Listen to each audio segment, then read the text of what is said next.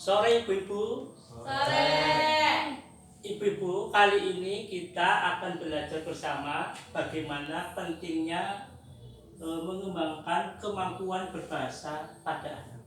Ibu-ibu, ya, kenapa anak-anak itu harus mempunyai kemampuan berbahasa? Karena agar ke depan baik di sekolah ataupun menjalani hidup biar sukses. Ya. Kemampuan berbahasa adalah kemampuan di mana anak itu bisa menangkap, memahami apa yang disampaikan temannya, ataupun bisa memahami simbol-simbol atau gambar-gambar yang ada di lingkungan. Saya contohkan ya ibu-ibu. Misalkan ini gambar apa ibu-ibu? Gajah. Babi.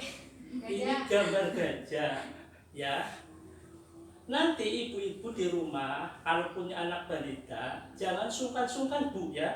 Di rumah nanti ibu-ibu mengajarkan berbahasa pada anak, bisa berupa gambar, simbol, apa ataupun apapun ya. Semisalnya, ya saya contohkan inilah ibu. Ini apa bu?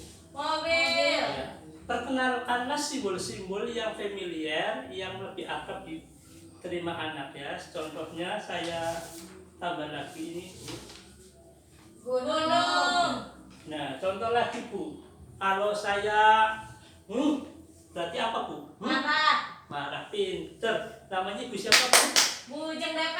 Bujung DP. Di rumah punya anak bu. Alhamdulillah punya Kalau Pak. di rumah diajak berbicara. Iya.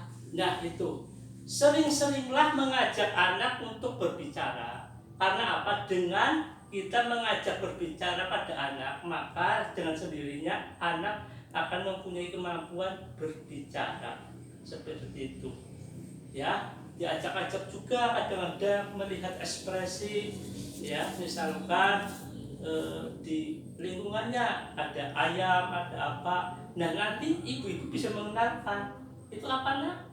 Yang punya kakinya ada 4, yang kemarin kita foto bersama. Kambing. Ya, suaranya mbe itu ya. Iya. Itu berarti Kambing. ya. Seperti itu ibu-ibu. Nah, kalau ibu-ibu sudah bisa melatih ini dengan sendirinya anak nanti di sekolah akan punya keterampilan berbicara dan bisa memahami apa yang disampaikan oleh guru dan temannya. Dengan demikian harapannya ibu akan mempunyai anak yang Pintar. bisa dipahami mas? Bisa, Pak. Bisa. Kalau ibu gimana bu? Bisa dipahami. Ibu punya cerita tentang anak di rumah bu? Pak gimana? Kan saya punya anak kecil. Dia belum bisa ngomong. Jadi kalau ingin apa-apa dia tuh marah-marah kayak gitu. Sedangkan kita kan bingung gimana solusinya Pak. Iya, ibu yang penting pertama melakukan pendekatan bu, harus sabar ya, dan sering-seringlah ibu memahami apa yang dimaksud atau keinginan anak.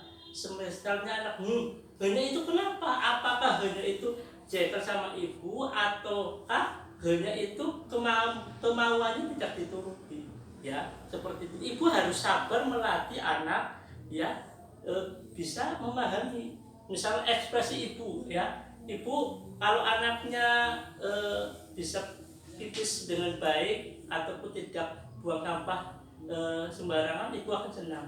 Ya, ekspresikan bu senangnya. Terima kasih atau gimana seperti itu. Dengan demikian nanti di rumah ibu akan menjadi ibu yang baik untuk anak-anaknya, sehingga kemampuan berbicara anak akan terlatih dengan sendirinya. Seperti itu bu ya. Dan nanti disampaikan juga kepada pihak gurunya apakah di sekolah mempunyai kendala dalam kemampuan berbicara anak. Nah salah satunya adalah kita melatih bu. Contoh ya, ini ada gambar gajah. Nah di rumah ibu bisa meraih kata bu. Misalkan huruf G-nya ya janganlah ditulis tapi 1, 2, 3, nanti anak bisa menghubungkan ya. Seandainya anak dalam kemampuan memulai sudah bisa merangkai kata. Tapi kalau tidak bisa, ibu bisa memancing dengan stimulus gambar apa anak-anak? nanti dengan sendirinya anak akan menjawab gajah.